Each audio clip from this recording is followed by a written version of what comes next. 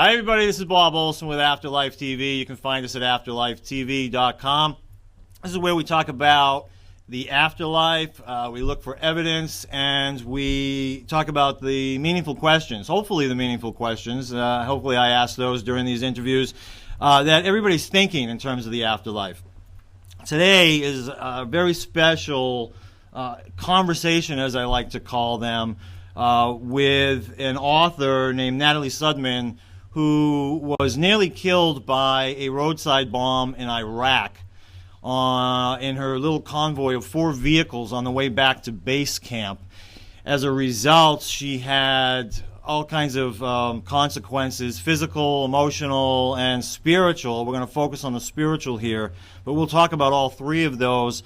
This is her first interview ever since writing her book, and I'm really grateful that she's doing it here on Afterlife TV. Thank you, Natalie, for being here. Thank you for having me. Well, we're so excited. This is exciting because you have officially, I guess what people would say, have had a near-death experience, and yet I think it went so much further than that. And let's give a little shout-out before we get started to Tom, who made this all happen with the technology. You live in a remote area of Arizona that we tried this once before. It didn't really work, and here you are, thanks to Tom, who allowed us to get together. And you're doing it from D.C. now. I want to show your book. This is called Application of Impossible Things by Natalie Sudman. Excellent book.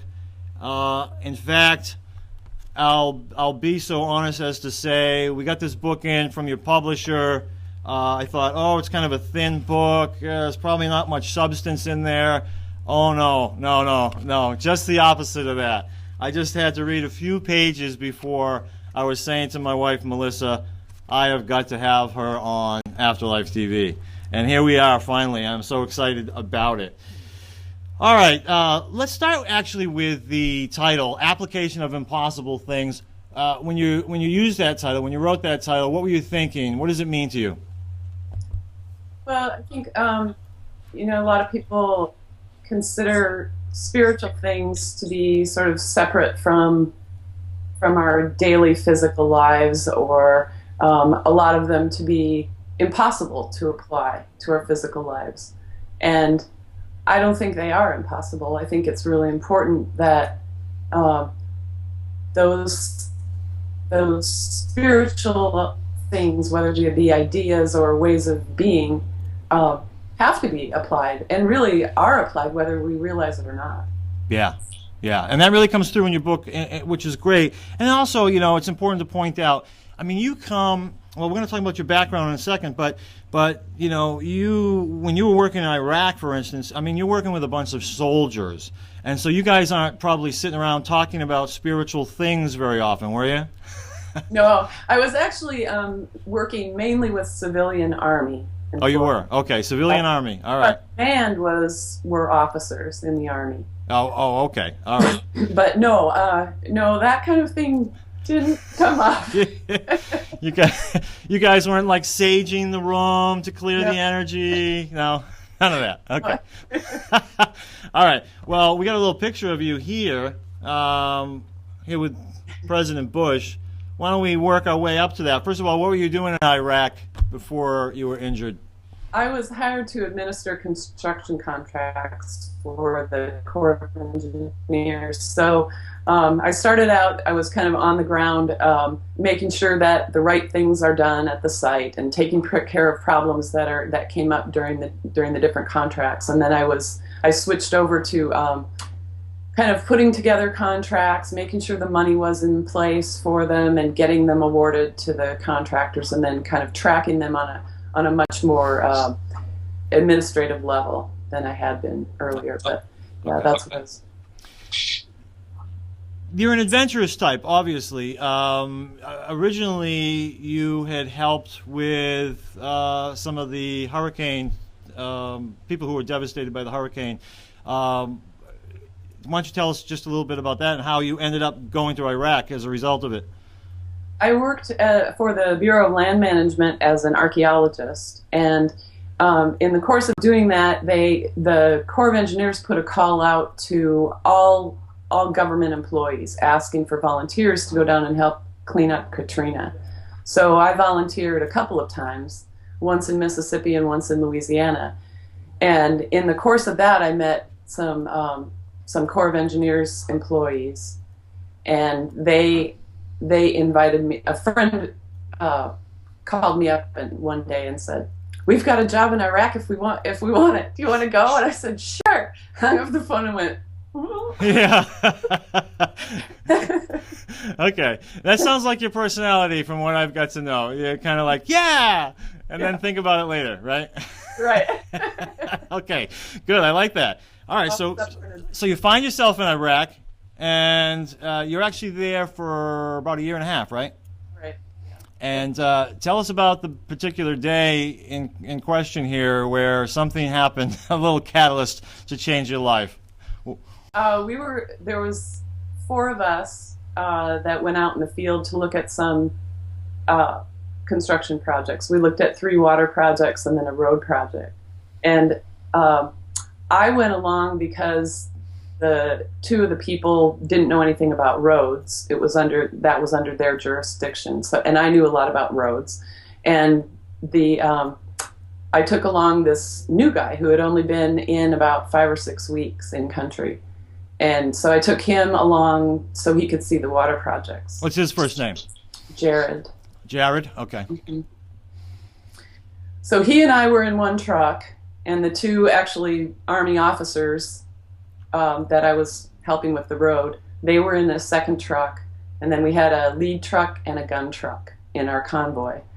And we were also, because this province had been turned over to the Iraqis, the government had been turned over to the Iraqis, we had to take along an Iraqi police escort. So we had also a police escort with us. Okay. All right. And you do your thing, spend the whole day, maybe 6 hours or something like that while you're out working in... I remember it was probably 4, 5, 6 hours that we were out, visiting sites. And we were just not too far out from base, on our way back to base, when the vehicle that I was traveling in was roadside bomb. Roadside bomb. And was it a mine? What was it? I don't really know. I never really got I guess I did get an after report, but they didn't say how it was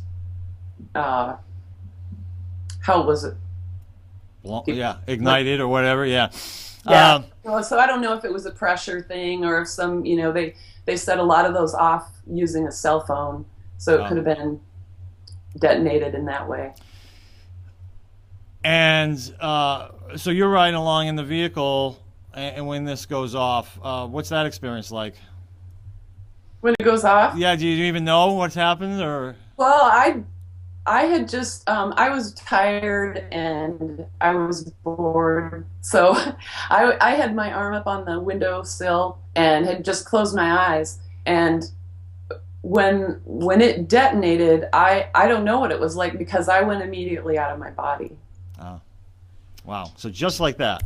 Mm-hmm. And I loved some of the terminology you use in here. And you talk about the blink environment. And basically because you blinked and you're in this new environment. Is that kind of the short of it? Yeah. All right. So here you are. You're riding along. You're bored. Blink. Now what's happening? Now I find myself standing on kind of a stage area, maybe 15 or 20 feet wide. And all around me are arrayed just thousands of beings, personalities, whatever you want to call them, spirits, and like thousands of them. And I see them as white-robed beings. And I'm standing there in my fatigues, dirty, tan, slouched there, comfortable, and I'm downloading all this information to them that I understood as something that I had agreed to do for them before I came into this body. So, and it was very, very complex information, but it was all just being sort of, I don't know how to describe it, transferred, Okay. as abstract or and just all through thought. All right. All right. So first of all, when you say thousands of beings, are we talking like a stadium of 20,000, like concert hall stadium, that type of thing? Or can you even tell? Or does it just seem to go on infinitely? The way it looks to me, I would say that, yeah, a stadium would be a good visual for it. Yeah, because they're kind of arrayed up, you know, all around me.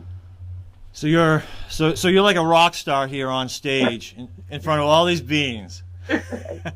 But instantly you're not confused, you're not wondering what's going on, you know you're there for a purpose, and right away you start downloading this information because that's what you're supposed to do. Yeah. Yeah, I knew exactly where I was, I knew exactly what I was doing. I didn't have there was no hesitation, there was no doubt. I mean, now I think I look back on it, or I can go back into it and have this sort of separate awareness of wow, I knew exactly what I was doing. But at that time, I mean, I didn't even think that way. I just did what I did. That kind of gives you the impression, or gives me the impression anyways, I'm sure there are people watching who would probably agree, that almost like this was a planned event, like this was meant to be. Well, I think it was a planned event.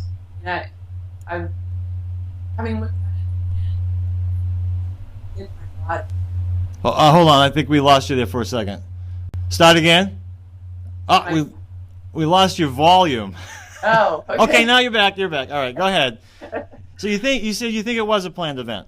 Yeah, I think it was a planned event. I think that I planned it quite a while ago. Yes. And there were actually in the physical world, there were little hints and clues that something was going to happen. Like a few weeks before this happened, I was getting my paperwork ready to extend for another 6 months and stay there for another 6 months. But while this was going on, I just felt this strong urge to start packing up my stuff. I was throwing some stuff away and thinking, okay, I can pack all this stuff here and this stuff here, and I need to get a couple of trunks, and then I'd stop and go, wait, what am I doing? I'm not leaving. And I think, and there were a few other things, but that's kind of the most obvious. And I think that I was getting messages that I was not paying attention to.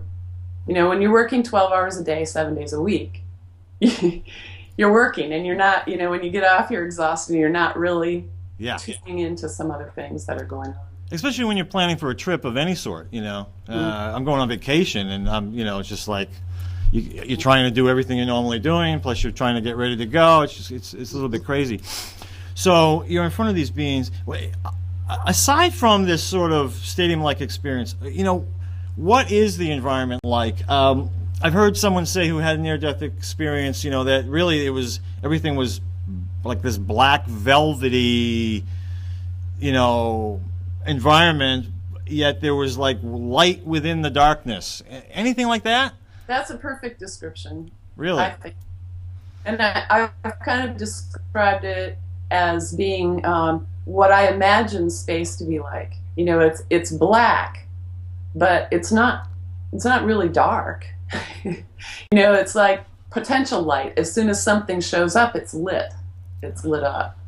So, and yeah, velvety feel. I think that describes it well. I mean, it's not an intimidating or really empty feeling darkness. It's a warm, cozy darkness. You know, in the middle of a blizzard, crawl into bed, you know, with this nice fluffy down thing, you know, nice down pillows, and close your eyes. Is that like a scary, empty blackness? No, it's like this really comfortable, cozy, delicious darkness. Oh, that's cool. And these beings that are there, you call them the gathering sometimes, right? The gathering, what are you feeling from them? You're feeling expectation, you're feeling, you know, to be cliche, but I don't think it is, you know, love, unconditional love, admiration. What are you thinking? What are you feeling? There was definitely admiration. Admiration. Yeah, which was interesting. It's interesting to look at for me now, because at the time when I'm standing there downloading all this information to them and getting back all this admiration, I was like kind of indifferent to that admiration. I was accepting it, but it didn't really mean anything to me. I was doing something that I thought was easy. So, you know, I was accepting their admiration, but kind of going, yeah, well, whatever. And as far as, you know, the whole ambiance, I mean, I guess people use the term love and unconditional love, but that, I guess, in some ways that doesn't really cover it for me. That sort of, it's such a human, we have such human pictures around that. Yeah. And for me, it was, I would say that it was a complete and total acceptance. And I use in the book the word co-passion, meaning not compassion, which kind of, to me, gives the feeling of there's kind of a hierarchy in that the person feeling compassionate toward the other person often also feels sorry for them, or there's some kind of pity or something like that. So I use the word co-passion because there was a shared passion for being and a complete equality between everyone. Wow. First of all, it sounds incredible. You know, I wonder too, when you were feeling that admiration, and you were sort of, yeah, whatever, you know, whatever. I mean, I'm not sure I'm deserving of it. You think that's because there's a lack of ego involved? You know, we're so used to dealing with our ego. I think it would be hard for most of us to be in front of 20,000 people who are admiring us in this way, and you know, maybe not go into our heads. You think it's because you're in spirit, and you know, this lack of ego that we have as human beings? Yeah, I think that's probably a good explanation of it. Yeah. I felt no. There was no ego. There was no competition. I mean, I was accepting all this admiration, but in some sense, I felt that same admiration for all of these beings. I mean, we all knew that it was a two-way street, and it was respect and approval and acceptance. Each one of these beings, had they all had a human experience? What was that like? Some of them had a human experience, and in fact, it seemed like some of them were having a human experience simultaneously. Mm-hmm. That they're, you know, when you're on that level, you have this ability to focus on way more things than we could even sort of keep track of or imagine, maybe. Yeah.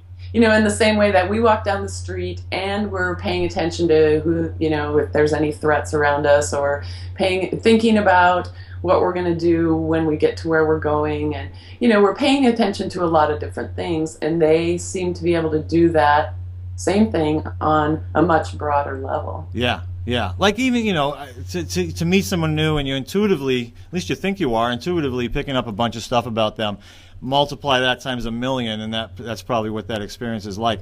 And you're doing this, so yes, there's a lot of beings, but individually, are you like focusing on one and then another and another, or are you able to sort of focus in on each one all at the same time to get a sense of what they're all like? Yeah, I'm able to do it either way. When I'm standing there downloading, I have this awareness of them all as individuals, and I can tune into any one at any time. And yeah, it's hard to describe because, you know, if we look out at a crowd, we can't really connect with each of those individuals as individuals at the same time. Right. But I really had the feeling that I could do that there, and was doing that. Or I could really focus in attention on one if I wanted to do that. Okay. A lot of questions. I'm going to jump around a little bit because so many questions pop into my head. Because I wanted to go back to the idea of whether they had, you said some had human experiences, some had not, some were having them simultaneously at that very time. How about the others? Were they what I might call in the spirit world, in the spiritual world, just hanging out? Or were they from other dimensions, like at that time, simultaneously having some kind of an existence, a consciousness or something in another dimension? What was that all like? I would say that some of them were having simultaneous lives in another dimension, and then there were some that this was their primary focus. Oh.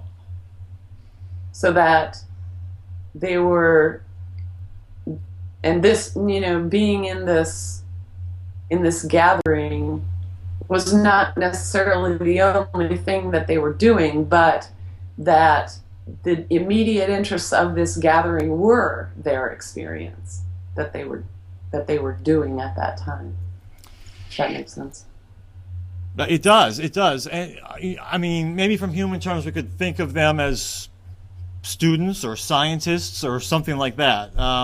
Would that be human-like accuracy?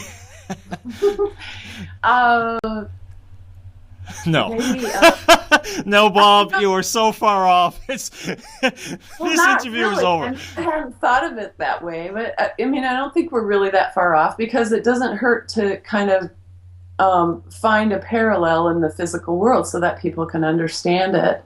And yeah, you could think of it as scientists or, as scientists. In a way that makes sense, because some of them were, wow. I'm going to have to think about this more. Hey, that's what this is all about. Asking the meaningful questions that maybe you haven't thought of before. Yeah. But as far as, what they were doing, there were so many things that they were doing that it's hard for me to sort of group them all together. But say there was a group who were adept at managing energy flows between dimensions. Okay. So maybe that's more like some kind of a manager or an artist even.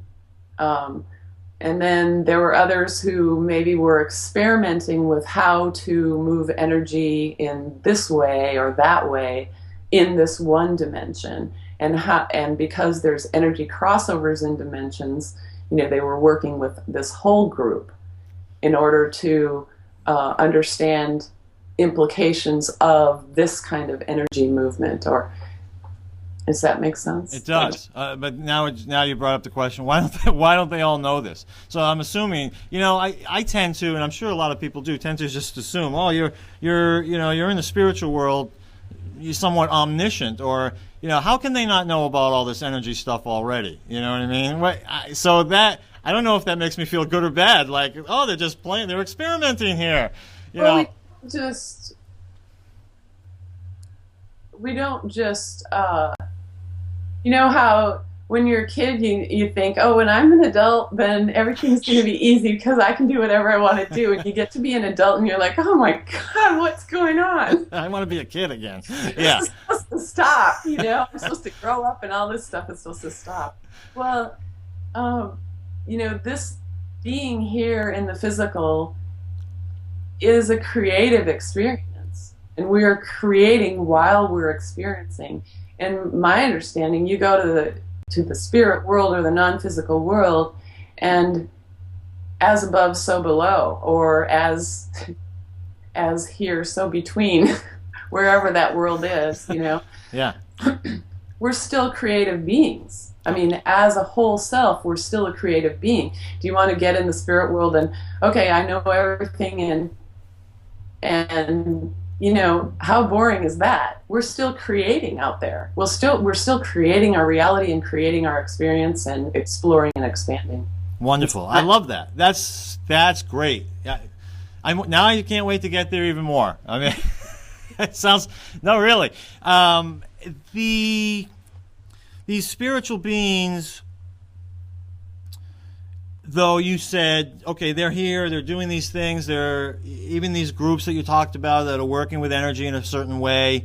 That's just one thing that they're doing out of who knows how many, right? Yeah, I think that would be accurate. Yeah, because they can hold a lot of different focus points at once, unlike, on a grand scale compared to us holding. I'm aware of talking to you and of the wind blowing outside and what's going on with my feet. I don't know. That's right. All right. So this is neat. I also wanted to ask, because I asked about the environment, the blackness.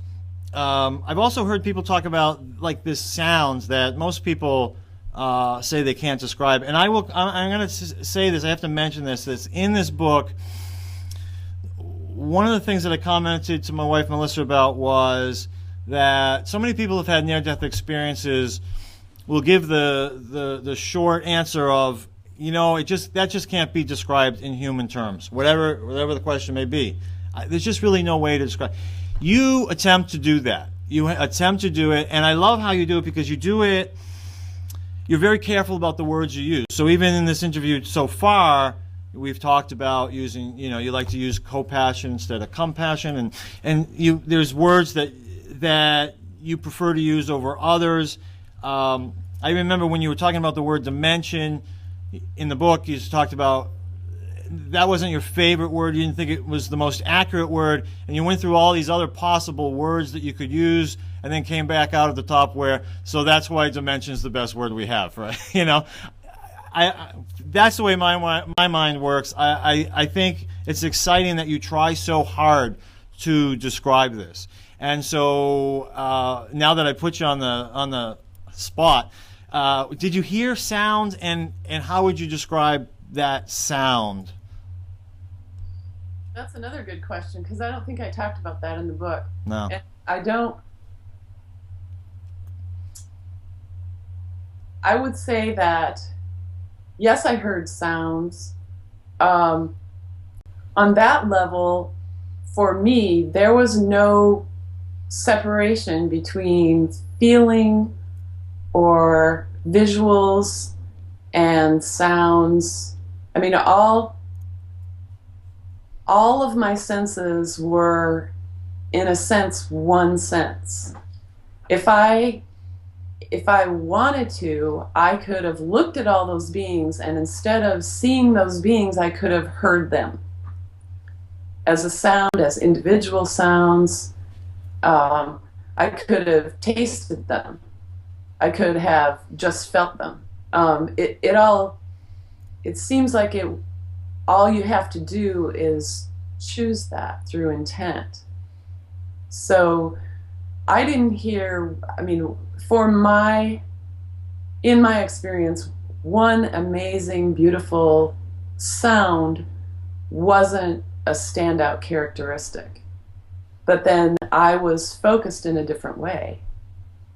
And I think if I had chosen to focus on sound, I could have had this whole experience as sound. Yeah. And it would have been the same experience. The interview that I did, her name was Marvina Meek. She's a cowgirl who got trampled by a horse. Like, the horse fell on top of her. She had this near-death experience. She's the one who talked about the light within the darkness. And when she talked about sound, she talked about it was the best way she could describe it was like when you hear a chime ring, it was like that, the end of it, just sort of the end of that chime resonating out there. It was the best way. I would describe that as the sound of creation. Of what? Yes. There's sort of a sound of creation. The sound underlying all sound. I can take myself back there and become aware of that, yeah. It wasn't a standout kind of experience for me. Yeah. The sound of creation. That's your next book. Yeah. That's beautiful. That really is. All right, so I have to stop because I know people are wondering. So you're having these incredible experiences. You've blinked. You're in the blink environment, as you call it in the book. You're with the gathering. You're downloading all this information. This is information that you gathered from this human lifetime so far, right? Yes. Yeah. And yet, parents and siblings are wondering, did she think of me? You know, was she worried? Any of that? No. No. Sorry. No interest. No interest. I was tired, and I told the gathering that I'm tired. I'm not going to go back. And I had no thoughts. Sorry, friends and neighbors and family. I had no thoughts of any of you. I didn't care. I was all left behind, and I didn't have any interest in it. Did you know Tom at that time? Yeah, I did. Oh, great. He's going to come take the computer away. He'll laugh. He's like, what? Give me that computer. That's mine. All right. Well, that's interesting. And is that because, well, okay, so you didn't think of it, but at the same time, I know you can go back. You can, like you just did a moment ago, you can go back and you can bring yourself back. Is that because you had a sense that you just knew everything was okay no matter how it happened? You knew everybody was going to be all right? You knew that if you decided to stay there in this other realm and not go back into your body, just everything was all going to be okay? Did you ever have that kind of a sense? I don't think I really thought of it that way necessarily, but that was underlying it. Okay. And I think if I felt like that I'd left things undone, or if I felt like somebody would just, their lives would be destroyed if I chose to go on, which I can't imagine, but then maybe I would have. Then maybe I would have felt more of a pull to go back. I mean, I don't have any kids, and things like that, and maybe something like that would have given me more of a pull to go back. I don't know. But the one thing that you did learn, or at least recognize, thanks to this gathering of thousands of beings, was how important your work here really was, right? Well, not just mine, everybody's. Okay. Expand on that. Well, why? A lot of times we think that our lives are small and petty and are not very valuable. I'm not as valuable as the person who has control over millions of dollars, or I'm not as valuable as the person who runs a country. But it's not true. All of our lives are valuable. If you do nothing more than enjoy your day, then you have done something valuable for creation, for the all that is, God, whatever you want to call it.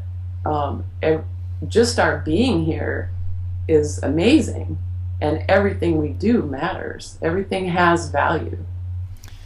You do touch upon that a little bit about, what was the word that you used? How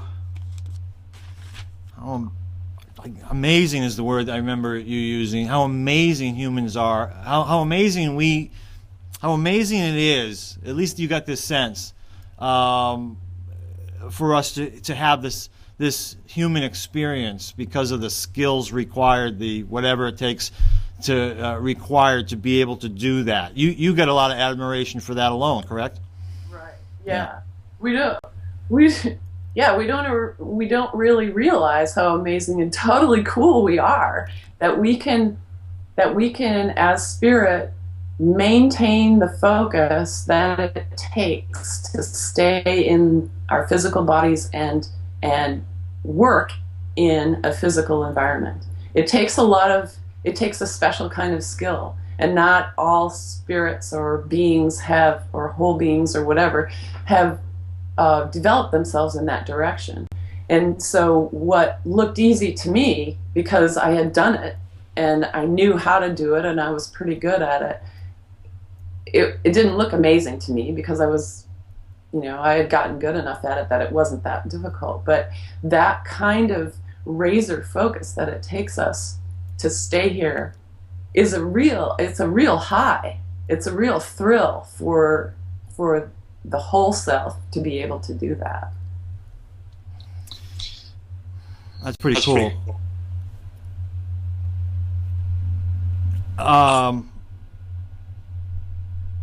Did you have any sense that you had other lifetimes? I wonder why you were so good at it. Like this whole, the gathering of the information that you had and being able to download it to all these beings. Did you have a sense that maybe you had done this before, and that's why you were good at it, or you just have a natural ability for this? Did you find out? Well, yeah, I had a definite sense that I've done this before, and I've done it a lot. That I had, in some sense, I'd become an expert at it. And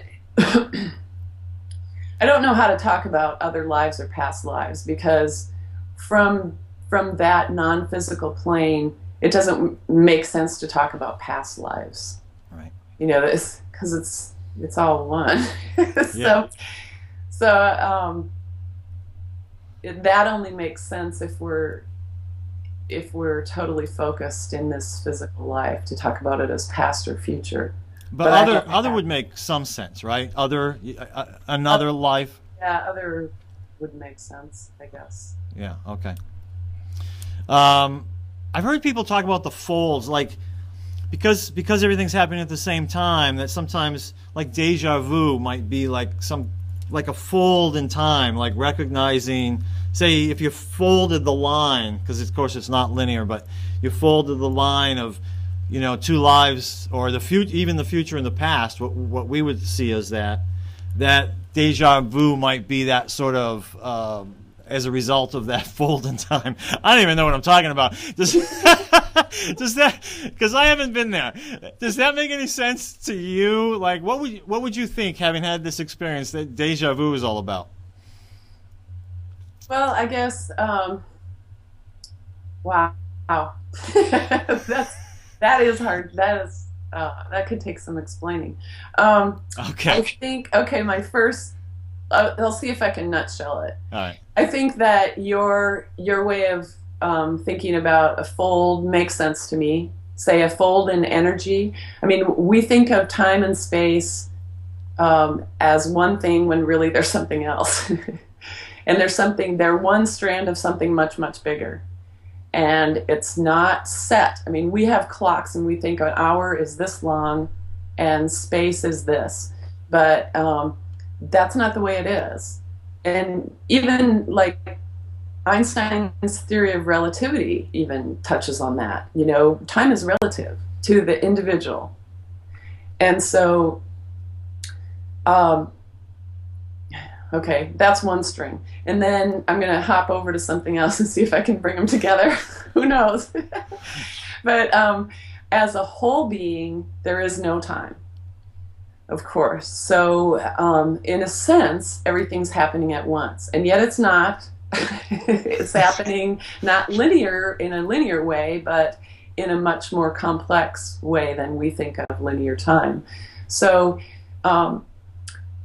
in my physical body, it may be that my whole self, for instance, hops ahead to look at something and then hops back through focus, just through focus or intent. Yeah. Okay, when that hop happens, then there's going to be some interaction between those 2 points.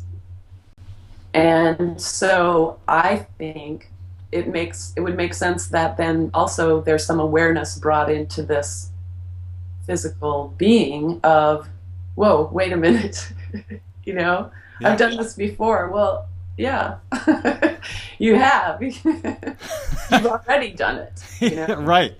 Well, that was brilliant, first of all. I mean, wonderful. In fact, and if people liked that explanation, that's what they get a lot of in this book, first of all. And that was one of the things that I really enjoyed about it.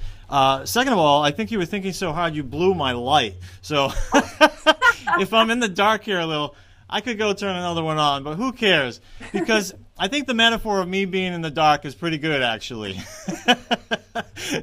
And look how lit up you are, so that makes a lot of sense. I'm just going to leave it this way. But we're also wrapping up here, and there was so much more to the story. And I will say that just to give people a sense, because they should go out and get this book, Application of Impossible Things by Natalie Sudman.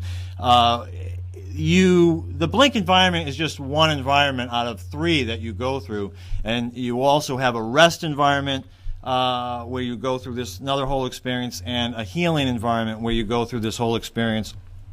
There's never enough time for an experience with this much depth, with this, to cover it all in an interview. And so that's okay. I can live with that because you've written it all down. And it would be especially sad if you hadn't. But you can, and people can get the rest of the information there.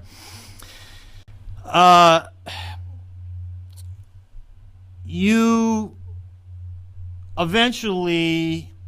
The thing that I just want to cover before we go, because I find it very important part of your experience, is that one of the things that I gained from your book, and you just tell me if I'm wrong, is that when it comes to, and there's so much to talk about here, we can't do it in 5 minutes, but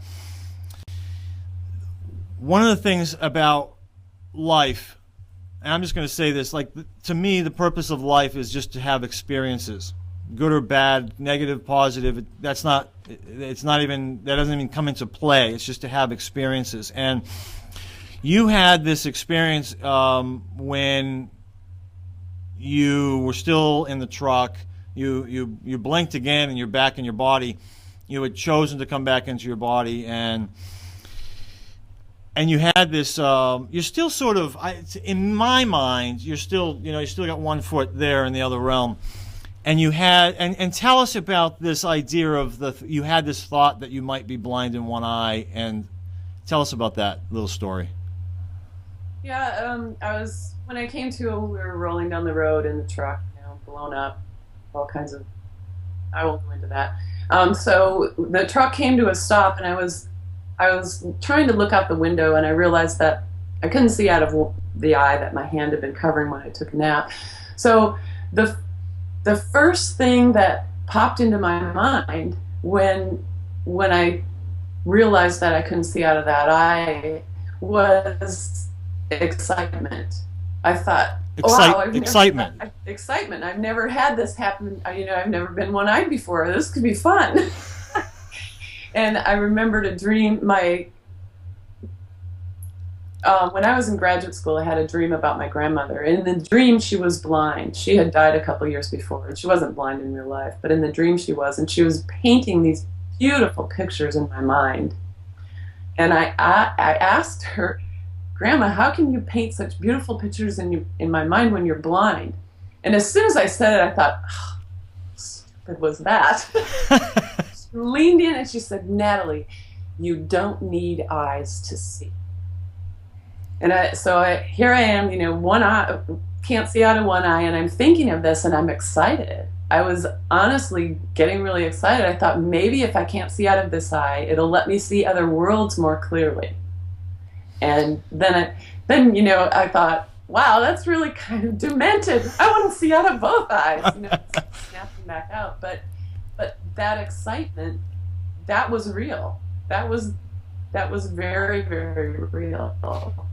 And it still informs the way I understand my injuries and how I understand the world. I mean, it changed things for me, definitely. So would I be at all correct in saying, we could almost think of our souls as having that same sort of excitement for even the negative experiences, what we would consider the negative experiences in our lives. So, our soul saying, wow, I've never had that experience before, to have that challenge. That's exciting to me. Completely devoid of fear, devoid of all the things I should think, devoid of me judging that experience by whether it be, a cultural context or a personal context. It was just being right in that moment and being excited for that moment and what that moment could hold for me. To me, that is so powerful. I'm gonna end what we're gonna learn about here. I'm gonna ask you about your injuries next, but to me, that is just so powerful. It's just a great way to end this interview. And I don't think I need to beat it to death. You know what I mean? I think people certainly will get that. Hugely powerful to me. So thank you. I think if that was the only thing that I came away with in this book and in this interview, that alone could change my life.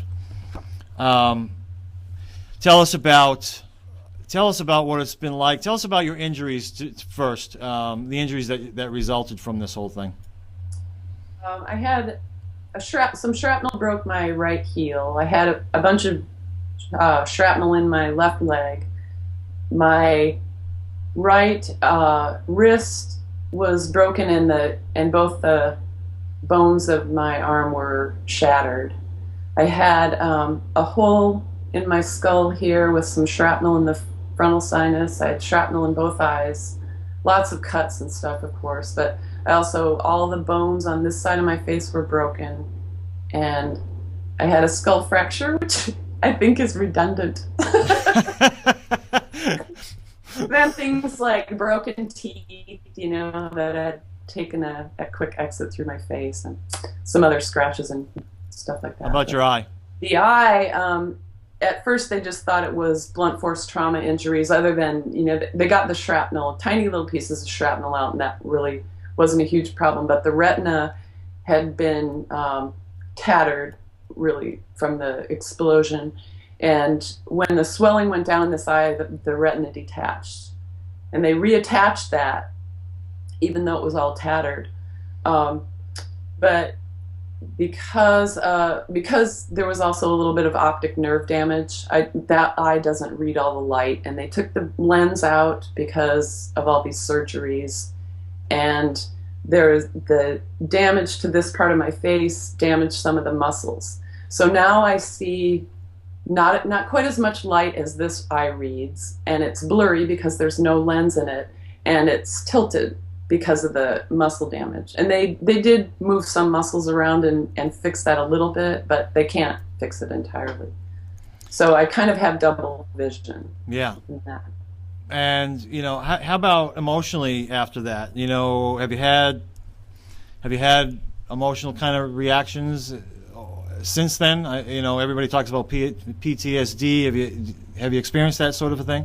Well, it's kind of interesting to me. I didn't experience any PTSD symptoms until I got out of the hospital, and then they were mainly sort of physical reaction things. Like if I walked outside, I was